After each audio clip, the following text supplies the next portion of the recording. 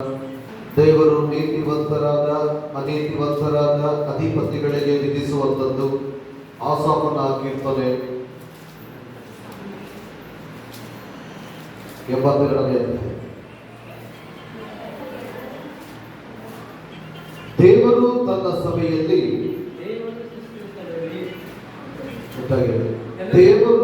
ಸಭೆಯಲ್ಲಿ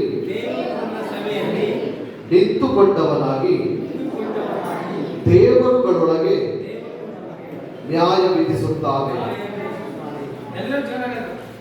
ನೀವು ಅನ್ಯಾಯವಾಗಿ ತೀರ್ಪು ಕೊಡುವುದು, ದುಷ್ಟರಿಗೆ ಉಪದಾಕ್ಷಣ್ಯ ತೋರಿಸುವುದು, ಇನ್ನೆಷ್ಟರವರೆಗೆ ಕುಗ್ಗಿದವರ ಅನಾಥರ ನ್ಯಾಯವನ್ನು ಸ್ಥಾಪಿಸಿರಿ, ದುಃಖಿತರ ಮತ್ತು ದರಿದ್ರರ ನೀತಿಯನ್ನು ಉಳಿಸಿರಿ, ಕುಗ್ಗಿದವರನ್ನು ಬಡವರನ್ನು ದುಷ್ಟರ ಕೈಯಿಂದ ಬಿಡಿಸಿ ರಕ್ಷಿಸಿರಿ.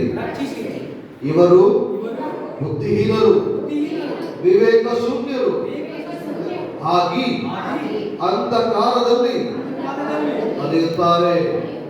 ಭೂಮಿಯ ಅಸ್ಥಿವಾರಗಳೆಲ್ಲ ಕದಲುತ್ತವೆ.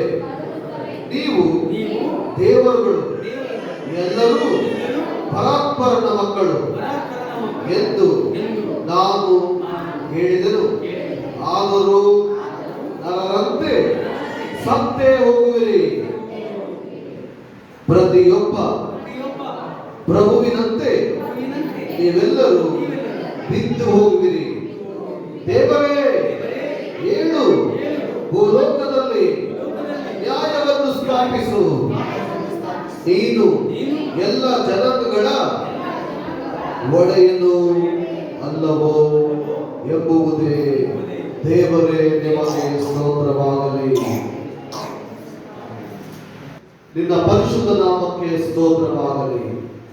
ನಿನ್ನ ಪವಿತ್ರ ನಾಮದಲ್ಲಿ ದುಷ್ಟರನ್ನ ಅಡಗಿಸುವುದು, ಸದ್ಭಕ್ತರನ್ನ ಕಾಯುವುದು, ನೀತಿ ನ್ಯಾಯಗಳಿಂದ ಜೀವಿಸುವುದು, ಸತ್ಯ ಪ್ರಾಮಾಣಿಕತೆಯಿಂದ ಬದುಕುವುದು, ಇಂಥ ಶ್ರೇಷ್ಠವಾದ ನಿನ್ನ ನಯ ನುಡಿಗಳನ್ನ ಇಂದು ನಮ್ಮ ಜೀವಿತದಲ್ಲಿ ಹೇಳಿದ ಈ ಪವಿತ್ರ ಕೀರ್ತನೆಗಾಗಿ ಸ್ತೋತ್ರ.